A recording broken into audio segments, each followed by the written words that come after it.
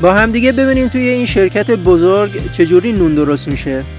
ابتدا به وسیله دستگاه‌های بزرگ آرد را با آب ترکیب کرده و خمیر درست می‌کنند.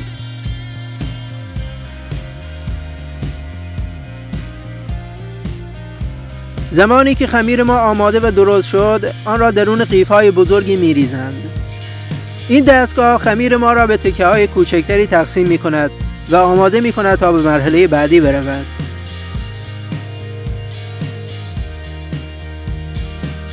همچنان که این دستگاه آنها را برش می‌زند و به قطعات کوچکتری تبدیل می‌کند، به مرحله بعدی می‌روند تا برای پخته شدن آماده شوند. این شرکت بزرگ بسیار پیشرفته و اتوماتیک است و بدون دخالت هیچ انسانی کارها جلو می‌رود. خمیرهای برش زده از غلتک‌های مختلفی عبور می‌کند تا به شکل مورد نظر تبدیل شود.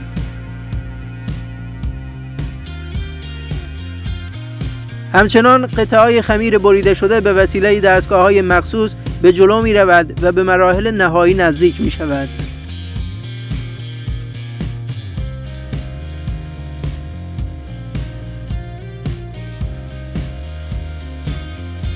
این شرکت بزرگ روزانه چندین هزار نان بدون دخالت هیچ انسانی تهیه می‌کند.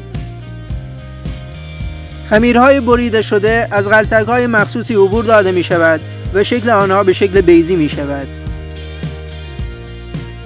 همچنان که جلو می‌رویم، خمیرهای بریده شده شکل می‌گیرند و به مراحل پخت نزدیکتر می‌شوند.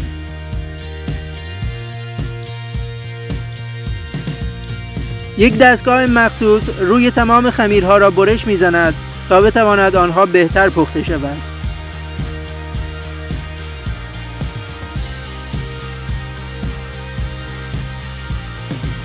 بعد از اینکه روی تمام خمیرها برش زده شد، به وسیله دستگاه‌های پیشرفته‌تری به جلو رانده می‌شود و درون تنورهای بزرگی قرار می‌گیرد تا برای پخته شدن آماده شود. همچنان که خمیرها جلو می‌رود، نان ما بهتر پخته می‌شود و شکل خود را می‌گیرد. نان‌های ما در حال پخته شدن و آماده شدن هستند. بعد از اینکه نان‌ها به طور کامل پخته شد، آنها را بسته‌بندی می‌کنند و به بازار عرضه می‌کنند و مشتری‌ها می‌توانند به راحتی از آنها استفاده کنند. ممنونم از اینکه تا آخر این ویدیو با ما همراه بودید و کانال ما را سابسکرایب می‌کنید.